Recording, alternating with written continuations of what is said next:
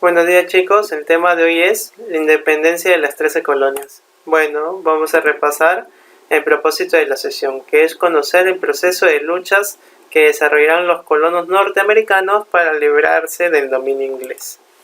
A ver, ¿cómo es que se conforman estas 13 colonias? Se conforman por comunidades perseguidas de religiosos, de políticos deportados, peones, agricultores, ¿ya?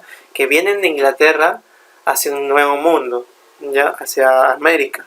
Se establecen en las costas del Océano Atlántico y forman 13 colonias, ¿sí? Bueno, en algún momento estos colonos, estos ingleses van a querer independizarse. ¿Pero por qué? Hay ciertas causas, ¿sí? ¿Como cuáles? Como por ejemplo que el Estado inglés, el reino inglés, frenaba el desarrollo capitalista de las colonias norteamericanas, ¿ya? En el capitalismo se establece que debe de haber un libre mercado, no debe existir el control del Estado sobre el comercio, sobre la actividad económica. Entonces, pero aquí el Estado inglés era el que quería controlar todas las actividades económicas de los colonos, propiamente porque eran colonias, ¿no? Entonces, los colonos de estos lugares buscaron independizarse. Además, Inglaterra había buscado combatir su déficit económico después de la Guerra de los 7 años, aumentando impuestos, ¿sí? Algo parecido como sucedió aquí en las reformas borbónicas, ¿ya? Aumentaron los impuestos, ¿ya?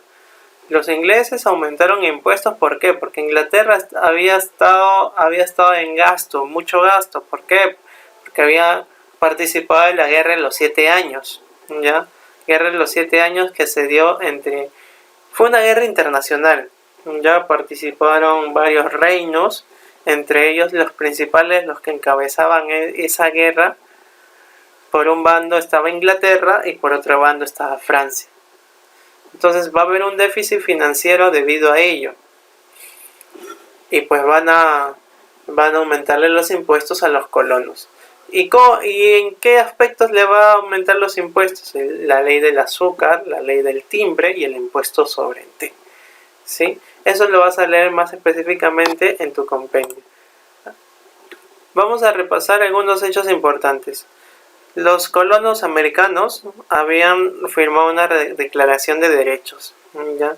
Para que los ingleses, los que estaban allá en Inglaterra, en el reino, respeten a los colonos americanos, ¿ya? En primer lugar, que los americanos son súbditos, o sea, son ciudadanos ingleses.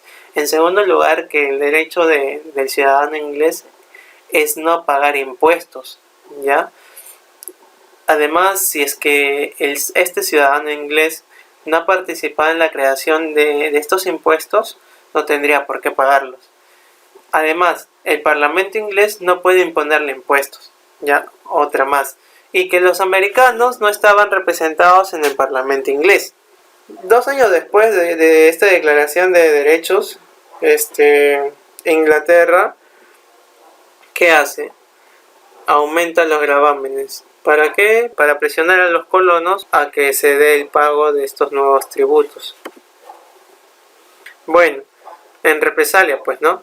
En 1773 los colonos vestidos de pieles rojas arrojan un cargamento del té al mar, ¿sí? Se forma el primer Congreso de Filadelfia en 1774, en donde reconocen al rey Jorge III como máxima autoridad de Inglaterra, pero deciden no comercializar con ellos, ¿no? Con Inglaterra. En el 75, Washington es nombrado general en jefe del ejército y libera Boston. En el 76, el tercer Congreso de Filadelfia aprueba la Declaración de la Independencia, ¿sí? El 4 de julio de 1776. En el 77 es cuando los franceses, después de haber visto el triunfo de Washington en la batalla de Saratoga, se unen a la causa de los colonos americanos, ¿ya? ¿Y por qué Francia ayuda a los colonos americanos? Acuérdate que Francia había estado en guerra con Inglaterra, y por el revanchismo y por cuestiones políticas también, aprovechamiento político-económico tenía que ver esa oportunidad, tenía que aprovecharla.